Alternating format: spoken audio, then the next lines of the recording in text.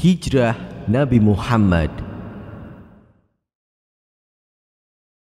Pada tahun ke-13 kenabian, sekitar 200-an sahabat telah berhijrah ke kota Yastrib, sebuah kota di utara Mekah yang kelak dikenal sebagai Madinah.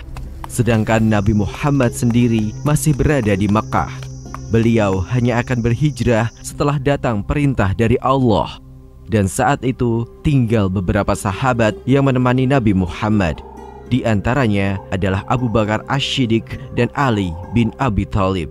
Sementara itu, kaum musyrik Mekah sangat gusar dengan hijrahnya para sahabat Nabi.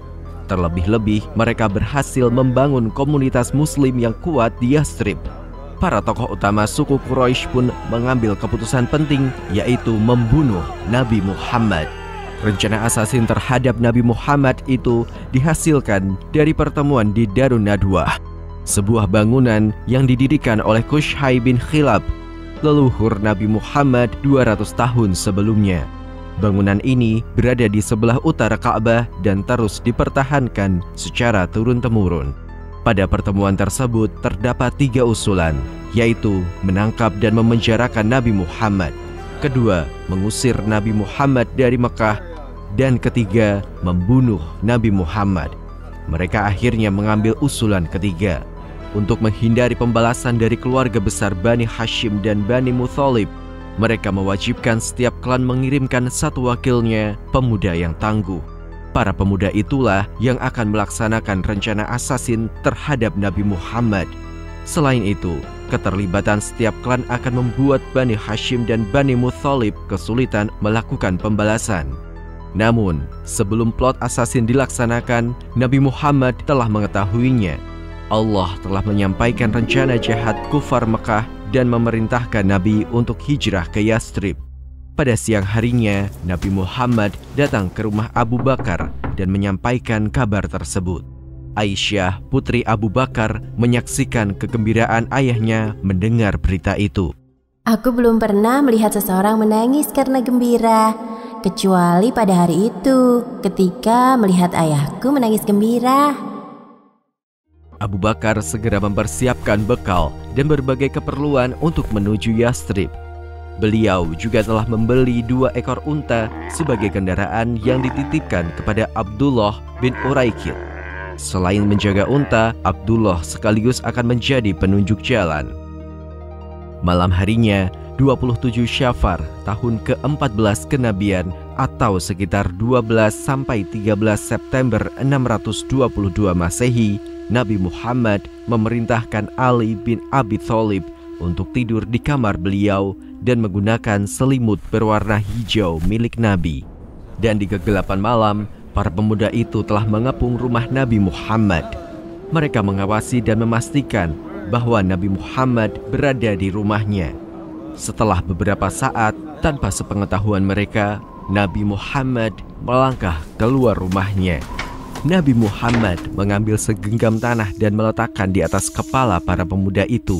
Para pengepung itu tidak melihat bahwa Nabi Muhammad telah berada di hadapan mereka. Nabi Muhammad segera menuju ke rumah Abu Bakar. Kemudian bersama Abu Bakar keluar dari rumah melalui sebuah celah rumah. Beliau berdua tidak melalui pintu depan untuk mengantisipasi mata-mata kaum Quraisy. Nabi Muhammad dan Abu Bakar berjalan ke arah selatan, menyusuri jalan mendaki menuju Gua Thur. Arah ini merupakan rute ke Yaman, bukan ke Yastrib. Nabi Muhammad dan Abu Bakar sengaja mengalihkan perhatian jika sewaktu-waktu bertemu kaum kufar Mekah. Bukan rute yang mudah. Nabi Muhammad dan Abu Bakar harus mendaki jalan berbatu yang sempit dan terjal. Dan sebelum menjauh dari perbatasan, Nabi Muhammad berkata kepada kota Mekah, "Sesungguhnya engkau adalah sebaik-baik bumi Allah dan negeri yang paling dicintai Allah. Seandainya pendudukmu tidak mengusir aku, niscaya aku tidak akan meninggalkanmu." Keesokan harinya, para pemuda itu terkejut bahwa yang mereka temui bukanlah Nabi Muhammad, melainkan Ali bin Abi Thalib. Para pemuda itu bersikeras menanyakan keberadaan Nabi Muhammad dan dijawab oleh Ali, "Aku tidak tahu." Nabi Muhammad dan Abu Bakar berada di Gua Thur selama 3 malam. Abdullah, putra Abu Bakar, setiap malam berkunjung untuk mengabarkan situasi dan kondisi Mekah. Menjelang subuh, Abdullah telah kembali ke Mekah agar tidak mendatangkan kecurigaan. Amir bin Fuhairah, bekas hamba sahaya Abu Bakar, setiap hari mengembala kambing di sekitar gua agar jejak-jejak Abdullah terhapus. Dan di malam hari, Amir memerah susu kambing untuk kebutuhan logistik Nabi Muhammad dan Abu Bakar. Sementara itu, para tokoh musyrikin Mekah menjadi sangat gusar. Mereka bahkan menggelar sayembara dengan hadiah 100 ekor unta bagi siapa saja yang bisa menangkap Nabi Muhammad dan Abu Bakar. Kaum musyrikin Mekah sebenarnya telah mencapai Gua Thur. Nabi Muhammad dan Abu Bakar ketika itu masih berada di dalam gua. Namun, sarang laba-laba menutupi pintu gua dan sekumpulan merpati berada di sekitarnya. Senin, 1 Rabiul Awal, setelah 3 hari berada di dalam gua, Nabi Muhammad SAW dan Abu Bakar Asy-Syiddiq mempersiapkan perjalanan menuju Yathrib. Sesuai dengan rencana, Abdullah bin Uraikid datang dengan membawa 2 unta yang telah dipersiapkan oleh Abu Bakar. Namun, sebelum berangkat, Nabi Muhammad justru menanyakan harga unta yang dipersiapkan untuk beliau. Abu Bakar bersikeras bahwa unta itu adalah hadiah. Nabi Muhammad pun bersabda, "Aku tidak menunggangi unta yang bukan milikku." Abu Bakar pun tidak memiliki pilihan selain menyebutkan harga unta itu dan dibayar oleh Nabi Muhammad. Sebelum berangkat ke Yathrib, Asma, putri Abu Bakar juga datang ke Gua Thur untuk memberikan bekal perjalanan. Asma binti Abu Bakar datang bersama Amir bin Fuhairah. Saat akan menggantungkan bekal ke unta, dia tidak membawa tali. Kemudian, Asma pun memotong ikat pinggangnya menjadi 2. Satu digunakan untuk mengikat bekal ke unta dan satunya untuk mengikat pinggangnya. Karena itulah Asma binti Abu Bakar mendapatkan gelar Zat An-Nithaqain atau pemilik 2 ikat pinggang. Perjalanan hijrah pun dimulai. 3 ekor unta menyusuri jalan menuju Yathrib. Nabi Muhammad, Abu Bakar Asy-Syiddiq yang menaiki unta bersama Amir bin Fuhairah dan Abdullah bin Uraikid yang bertugas sebagai penunjuk jalan. Perjalanan menuju Yathrib tidaklah mudah bagi rombongan kecil Nabi Muhammad. Suraqah, salah satu kafir Mekah, berniat memenangkan 100 ekor unta. Pengejaran pun berlangsung di tengah hamparan padang pasir nan panas. Bukan pekerjaan mudah bagi Suraqah. Ketika mendekati rombongan Nabi Muhammad, tiba-tiba kaki depan kudanya terperosok ke dalam tanah. Suraqah pun terpelanting dari tunggangannya. Asap tebal seperti badai keluar dari lubang tempat kaki kuda itu terperosok. Saat itulah Suraqah tersadar bahwa Nabi Muhammad memang memiliki perlindungan supernatural yang tidak mungkin dijangkau oleh kemampuan manusia. Setelah badai asap tebal itu reda, Suraqah memanggil Nabi Muhammad. Setelah meyakinkan bahwa tujuannya baik, rombongan Nabi Muhammad berhenti dan mendengarkan apa keinginan Suraqah. Abu Bakar bertanya apa keinginan Suraqah. Lalu Suraqah menjawab, "Sebuah surat untukku yang akan menjadi tanda antara diriku dengan engkau." Abu Bakar Asy-Syiddiq pun menuliskan surat atas nama Nabi Muhammad untuk Suraqah. Dalam sebuah riwayat dan sangat populer di kalangan ahli sejarah Islam, disebutkan bahwa Nabi Muhammad pernah menyampaikan bahwa kelak Suraqah akan memakai gelang perhiasan milik Kaisar Persia. Di masa Amirul Mukminin Umar bin Khattab, pernyataan Nabi Muhammad itu menjadi kenyataan. Suraqah saat itu belum memeluk Islam. Namun, hatinya telah berbalik. Dia telah melupakan hadiah melimpah 100 ekor unta. Ketika kembali ke Mekah dan berpapasan dengan kaum musyrikin, dia mengatakan bahwa tidak bertemu dengan Nabi Muhammad.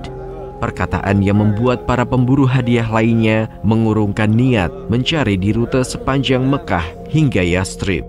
Selama di perjalanan, rombongan Nabi Muhammad bertemu dengan beberapa kafilah lainnya. Dikisahkan beliau bertemu dengan Ummu Ma'bad al-Huzaiyah.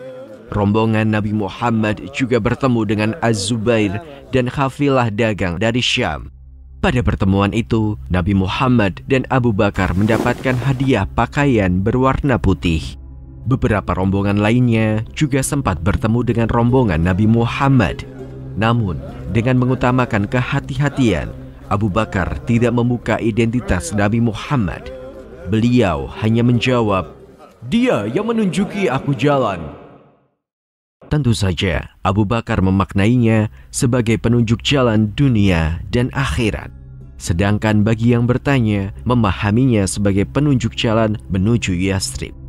Pada 8 Rabiul Awal, bertepatan dengan 23 September 622 Masehi, rombongan Nabi Muhammad mencapai Quba, sebuah kawasan di pinggiran Yathrib. Para penduduk Yathrib yang mendengar kedatangan Nabi Muhammad segera menyambutnya dengan penuh kegembiraan. Selama berhari-hari, mereka telah menunggu kedatangan Rasulullah. Nabi Muhammad tidak langsung menuju pusat kota Yathrib. Selama 4 hari, yaitu Senin, Selasa, Rabu, dan Kamis, beliau masih berada di Quba. Bersama para sahabatnya, Nabi Muhammad membangun sebuah masjid. Inilah masjid pertama yang dibangun oleh Nabi Muhammad. Pembangunan masjid ini diabadikan dalam surah At-Taubah ayat ke-9 sebagai masjid yang dibangun atas dasar ketakwaan kepada Allah. Di hari kelima, pada Jumat pagi, Nabi Muhammad dan Abu Bakar berangkat menuju Yathrib. Bani An-Najjar yang masih keluarga dari ibu Nabi Muhammad turut menyertai perjalanan tersebut.